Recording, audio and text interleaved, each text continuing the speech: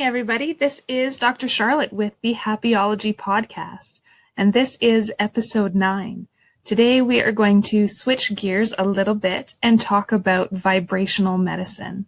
So I have been very lucky in my life to start out being trained as a Western medical doctor. I'm a veterinarian, so an animal doctor, but to start out in this Western field and then slowly morph over into more and more energetic forms of medicine. So into acupuncture, into herbals, into homeopathy, and then into kind of this collection of techniques that I've kind of molded that I call active emotional release.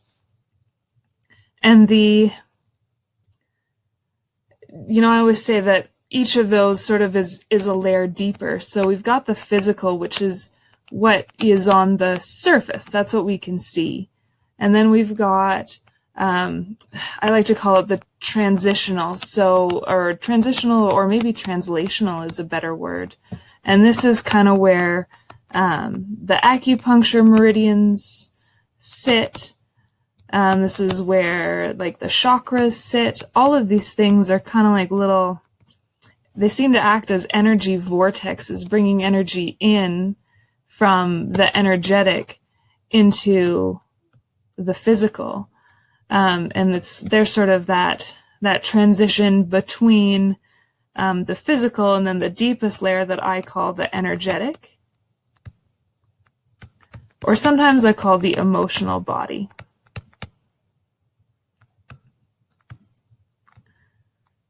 And the energetic or emotional body is based on vibration. And the whole concept with vibrational medicine is that if we can alter the vibration of the energetic emotional body, that will actually translate through and affect the physical body and change something in the physical body. And I wanted to take you through a case that I had last year that I think illustrates this extremely well. So this case was actually a young horse, who had a tumor develop on her, right on her cheek, actually. And this is a type of tumor that's fairly well known in the horse world. It's actually called a sarcoid. It's actually a viral-based tumor, which, if you dive into some of the spiritual healing literature, I mean, all viruses, bacteria are just negative vibrational frequency, or negative, or if you want to say like low vibrational frequency, unhelpful frequency, kind of like a negative energy that gets into the body and then causes havoc because of what it does to our vibrational system. But this horse had this lump on her cheek, and it just kept getting bigger and bigger. And they are well known in the veterinary world for being really hard to treat. Sometimes, there are creams that people will put on that kind of burn them. But it usually just ends up making them angrier, and they just keep growing and growing and growing, and eventually they end up in surgery. And if you don't get all of the tumor, they come back, and they come back harder. And we also know that the horses tend to then get sarcoids, or these little tumors. Pardon me, they can get them everywhere on their body. They can end up, just covered in these weird lumpy things. And so this horse, little mare, she was almost 3 years old when I worked with her. And there are some acupuncture principles that we use anytime that we have a tumor. We call it energy stagnation. So if you can imagine, the meridians are kind of like these highways that run through the body. And same as a regular highway that you drive on, people are moving fast, there's lots of stuff going on, but for one reason or another the energy gets blocked, and then what happens is all of the energy sort of backs up in one spot, and it creates, I sort of liken it to like you have a car crash, and then people are driving by the car crash, and they start to slow down, and they look more, and then they slow down, and they're looking at the car crash, and because they've slowed down, now they cause another car crash, and then all of a sudden you had, like a little kind of minor fender bender that turns into this like huge thing, and it just turns into this big traffic jam that lasts for hours and hours and hours and is so hard to break apart. So that is sort of how I think about, especially tumors. It's really easy to visualize how, chi energy flowing in the meridians, if it gets blocked or if it gets stuck or stagnant is the word we use, it can create all sorts of havoc in the body, and really easy to sort of imagine all this energy getting balled up in one place, and then it comes out as a lump or a tumor. And that is how I approach all of my all of my cancer patients, or all of my patients that have, even just like little benign fat lumps or cysts, that sort of thing, is this idea of energy stagnation. But I always say something caused that blockage in the first place. And I believe that is where the emotional body comes in. So I did a presentation on this once, and I thought I was incredibly clever as I was describing this. And I said, it's like someone's texting on their cell phone or like calling on their phone, and they get some bad news and they aren't paying attention, and that's when they get into the fender bender.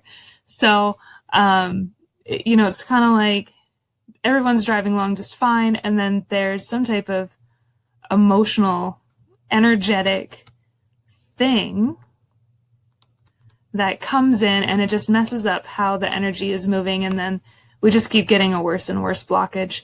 And so that is, again, that's how I approach tumors, and that's how I approach this tumor in this little filly. And so what I did, was I said, okay, well, everything has to have a vibrational or energetic basis. And this energetic informs the physical body.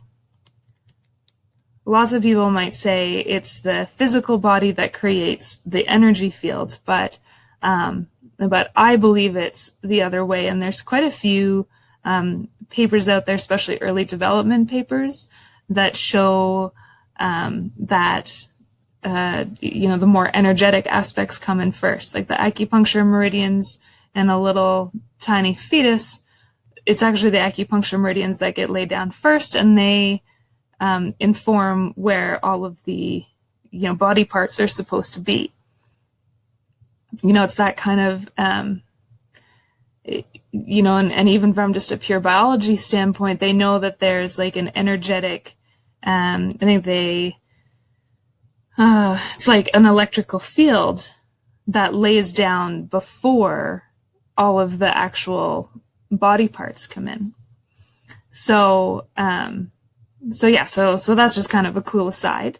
But in this case, what I ended up doing was I just pulled emotions out of this, funny lump that she had. You have to forgive me, I don't remember what they were, but I remember she was quite young, so it's surprising to have such a bad blockage when they're quite young. She actually had a lot of ancestral stuff that she had picked up. But what's really great about this case and why I share it with you is that I think I used 2 acupuncture needles one time and 1 acupuncture needle another time. So very minimal acupuncture treatment. But I went out and I saw her 5 times, and I released stuff out of this tumor. I released all of these emotional things. I released strings. I released traumas, and I released some what we call entities, or kind of just stickier, otherworldly emotions or vibrations.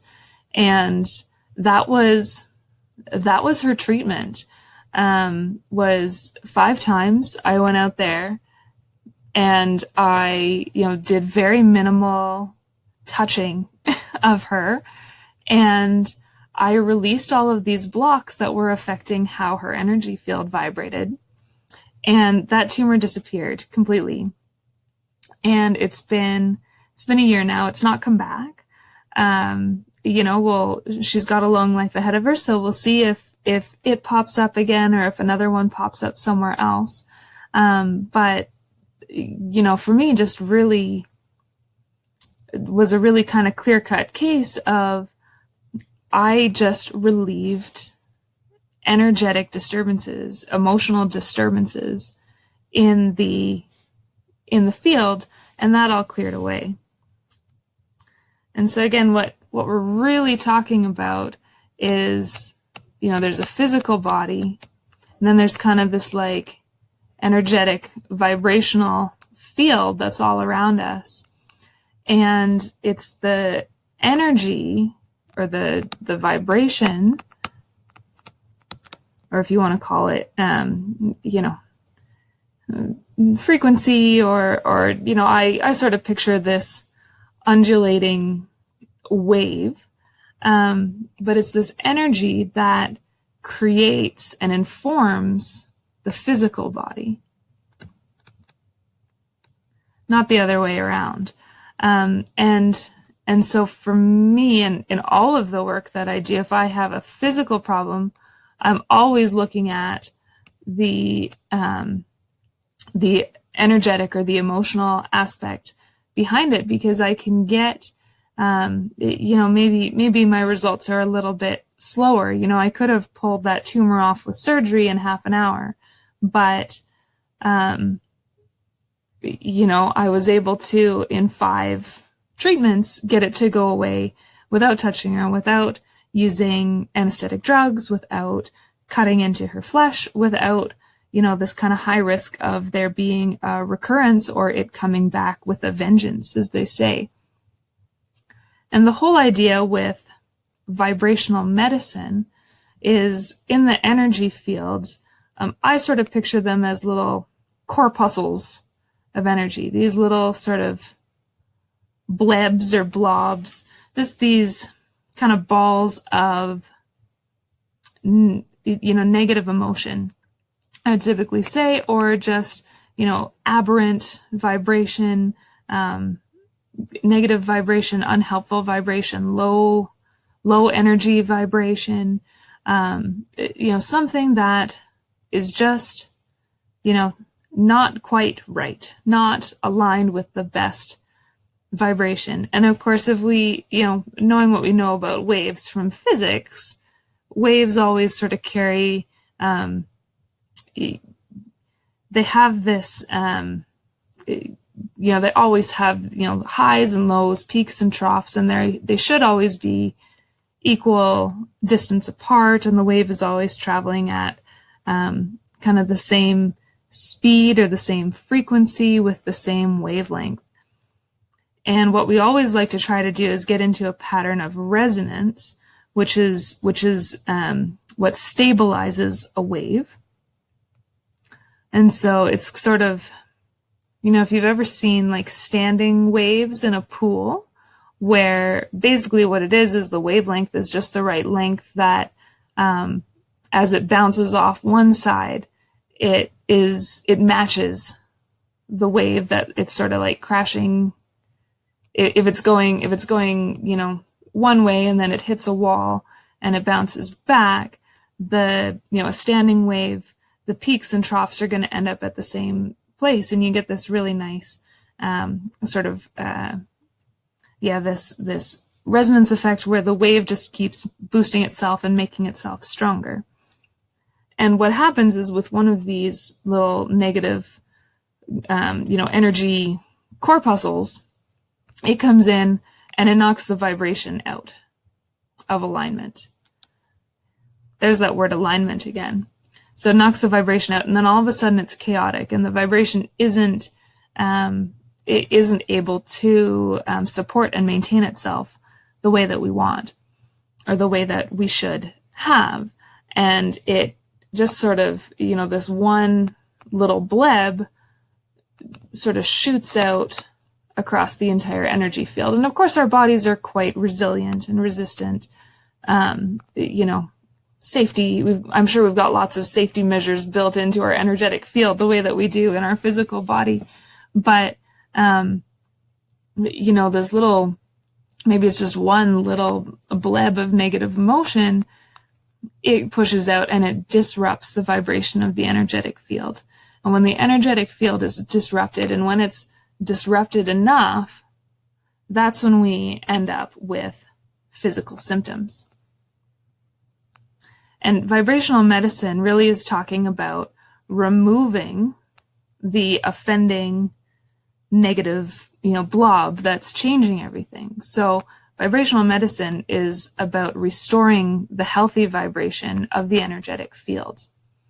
And there are a few different, I'm going to say maybe theories, or there's a few different modalities that work here. And one is homeopathy, probably the best studied vibrational medicine technique. And the other is kind of what I do, is this emotional release. And I think there's lots of different flavors of emotional release. I met a very interesting woman the other day who, I work a lot with words, but she works with images. And really kind of what they all have in common is that, maybe homeopathy's the easiest way to explain it. Homeopathy says that like treats like, which is why it gets such a bad kind of rap in the Western medical world, because you're giving the same vibrational frequency as, for example, like a rabies virus, or a fungus or a nasty bacteria. You're giving more of something that's making someone sick in order to make them better. And when you think about it from a purely physical standpoint, that doesn't make any sense. But homeopathy is working in this vibrational field of medicine. And when we say like treats like, what we mean is that we need to know the exact energy that's in this corpuscle. So again, we're going to talk about waves, and we're going to talk about how waves can either build on each other, or they can suppress each other. And so if you imagine two waves traveling in the same direction but opposite, so where one has its peak, where one has its high point, another one has its low point, and where one has its low point, the other one has its high point. And so they're traveling, they're the exact same frequency, the exact same wavelength, they're just happening opposite each other. And when you add those two waves together, if you were to do this in a in a pool again, or a pool of water, and you had you can try this in the bathtub even if you want. If you had 2 points and you were sending out wave vibrations from one side and wave vibrations from the other side, you would see that when they come together, sometimes they make the wave bigger, but sometimes they neutralize the wave. And the idea with vibrational medicine is that you send in this equal and opposite wave, and it neutralizes. You get a net zero when you add those two waves together. And so it neutralizes the energy corpuscle, that negative energy blob. If we can find the same, because it's not really a blob, it's still a vibrational energy. If we can find the same wavelength and frequency as that, we can neutralize that blob. And if we neutralize the blob, the negative energy vibration, if we neutralize that and kick it out, we can restore normal vibration in the field. And that's the whole idea behind the vibrational medicine, is restoring the vibration in the field, typically by removing the the negative energy blocks that are preventing it from vibrating at its highest frequency. But to do that, we have to identify the right wavelength and frequency. And so homeopathy, you're using the vibrational energy of the same thing that makes a person sick. For example, if you've got a bacterial infection, they might treat you with a homeopathic of the same bacteria. And that's because that homeopathic carries, because it's the same thing, it carries the same vibrational energy. And there is sort of a caveat there where it's because of the way that homeopathy is prepared that it has the vibrational effect because it's so diluted, and gets what they call succussed. So it basically you knock it and it infuses the vibration into water molecules, and then the water molecules hold the vibration without having the negative substance there. With emotional release, so what I was doing in the case example where I'm pulling, emotions out of this tumor on this horse, I'm not using homeopathy. I'm actually just using kind of words and ideas, or this woman I met who does the images, she's using the ideas to generate in the person or in the animal the right energetic frequency. You bring up the trauma in order to hit on the right vibration that will neutralize the negative kind of bleb, the negative energy that's stuck in the field. You have to get the right frequency and wavelength. But when you do that, you neutralize that negative vibration, and you restore the healthy vibration into the energy field because you've neutralized the thing that was holding it back. And of course, our energy field always wants to vibrate at its highest level, but we get all of these layers and layers and layers of life things stuck on us, and it has much more. It has to. The word I'm going to use is allow. It has to be allowed to vibrate at its highest frequency.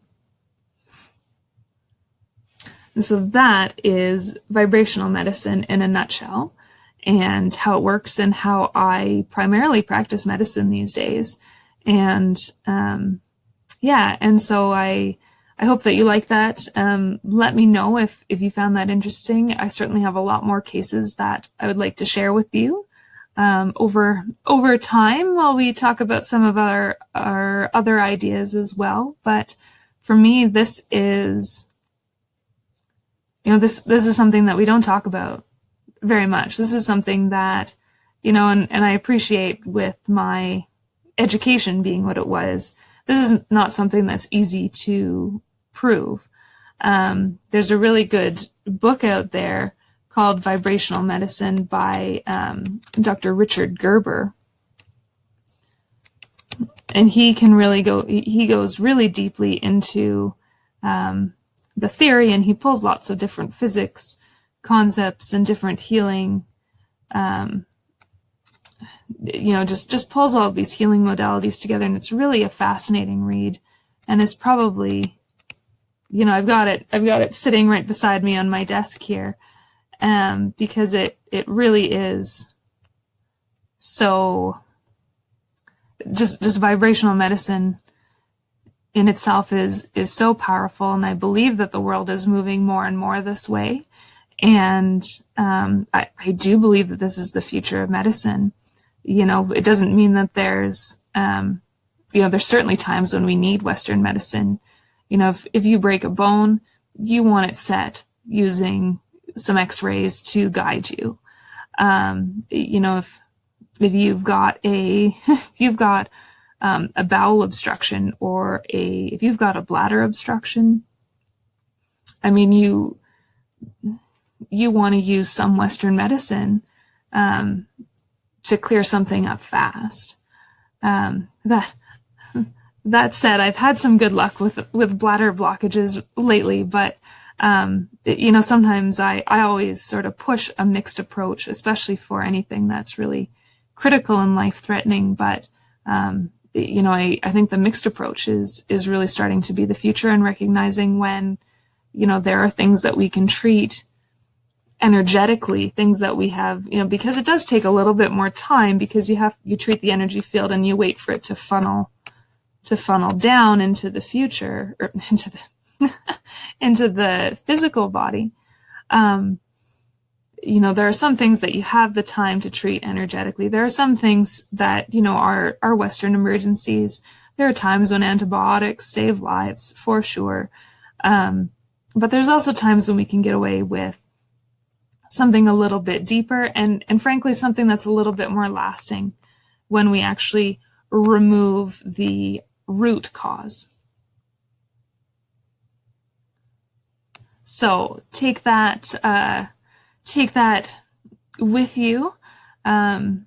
Certainly is not meant to replace any medical advice, but is, I think, just a really interesting concept that is coming. It's coming into the world, and I really just wanted to share a lot of my experiences with all of you, and just open up the doors to this new type of new or very old type of medicine. So I hope you enjoyed it. Again, please join us on the Facebook page at Happy-ology.com, or on the website at Happy-ology.com. And send your comments in and let me know what you think about the podcast. If what you'd like to hear about, and how I can help or serve as best I can. So thank you very much for listening, and I will see you tomorrow.